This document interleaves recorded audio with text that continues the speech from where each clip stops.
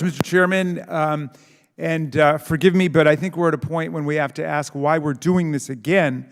I wonder if second-guessing the elected leadership of Washington, D.C. is really the most urgent priority for the U.S. Congress today. I can think of dozens of things more urgently important to the American people, starting with the out-of-control gun violence that is taking thousands of lives and causing millions of people to live in fear and terror. From Kentucky to Tennessee, from Georgia to California, we've had more mass shootings in 2023 than we've had days in the year so far. In other words, there's a gun massacre, not always with an AR-15, but often with an AR-15 every single day. And yet, assault weapons account for only 1% to 2% overall of firearm fatalities in America. The vast toll from gun violence and our Swiss cheese-like gun laws make America an absolute outlier among industrialized nations in the world. Did you know that there are countries whose foreign ministries have issued travel warnings to their citizens about the dangers of coming to America because of gun violence?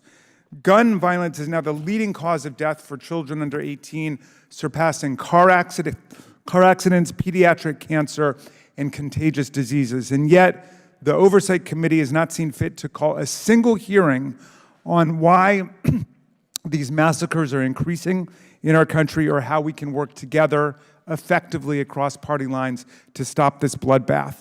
Nor have we held a hearing on the threat of a default, which could plunge America into a deep recession, crash the stock market, and cost our people millions of jobs. The Constitution does not allow any of this because Section 4 of Article 4 says that the validity of the public debt shall not be questioned. And yet, our colleagues who were content to raise the debt limit 3 times under President Trump, a president who created 25% of all the debt accumulated between George Washington and Joe Biden, seek to play a dangerous political game with the full faith and credit of the United States, a nation which has up until this point never stiffed its creditors or defaulted on its obligations. No hearings on that. And we've called no hearings on the war on freedom in America, the shocking new efforts to ban textbooks, censor and intimidate teachers, silence scientists, humiliate and cancel LGBTQ students, and rewrite our nation's history textbooks to conform to the white nationalist ideology that a Republican senator publicly embraced just a few days ago.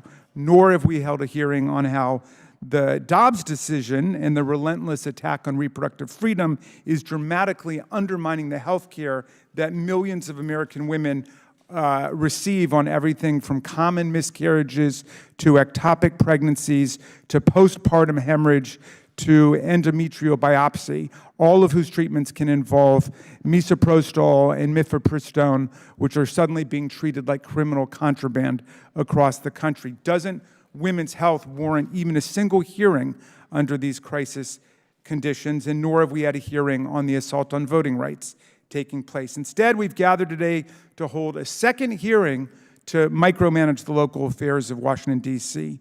And I fully expect some of our colleagues to announce their candidacies for D.C. City Council from Ward 6, where we sit, or mayor of the District of Columbia when this is all over, or maybe advisory neighborhood commissioner. At least the people of Washington would that have some role in this performance art. But I was watching President Trump's town hall meeting on CNN last week, and I saw 2 remarkable things that clarified in my mind what's happening here. First, I saw Donald Trump blame Vice President Pence for failing to steal the election for him on January 6th.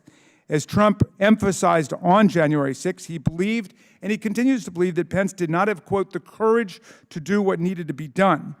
Moreover, Trump assured his cult followers that Pence was never in any danger from the invading mob chanting "Hang Mike Pence," and all the violence was Pence's own fault for not succumbing to Trump and becoming the first vice president in our history to step outside of his constitutional role and declare the president the winner against the actual Electoral College vote.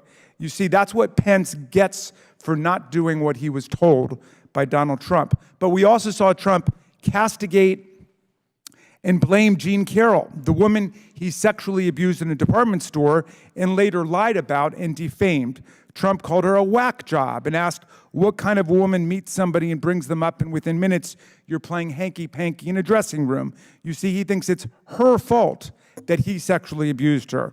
And watching these two glaring cases of the GOP frontrunner for the presidential nomination in 2024 blaming the victim for his crime made me see what's happening with these hearings on Washington. They're part of an effort to deny Americans who live in Washington the right to participate in representative government, and then to blame them for their own disenfranchisement and their own lack of representation in Congress.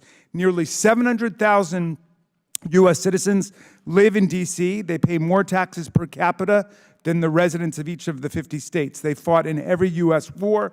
They're draftable. They're subject to all the laws of the country. And against all odds, without the power to select their own judges or prosecutors or make their own budgets without outside interference, they've made real progress in their community over the decades. And they have nonviolently petitioned for statehood the way 37 states have done it in our history, but they still have no voting representation in the House or the Senate. They are locked out of the normal processes of congressional representation. And yet, when violent insurrectionists attacked this body on January 6, 2021, a beautiful day, according to President Trump, the people of Washington, as Capitol Police officers and Metropolitan Police Department officers and staffers and citizens and local officials like Mayor Bowser and Chief Conte, rallied to the defense of the Congress and the Republic and the very institutions that lock them out. Local residents and leaders stood up to defend us and to defend the vice president against the rampaging mob that stormed the seat of government in the name of the big lie, with the explicit goal of toppling and stealing a presidential election.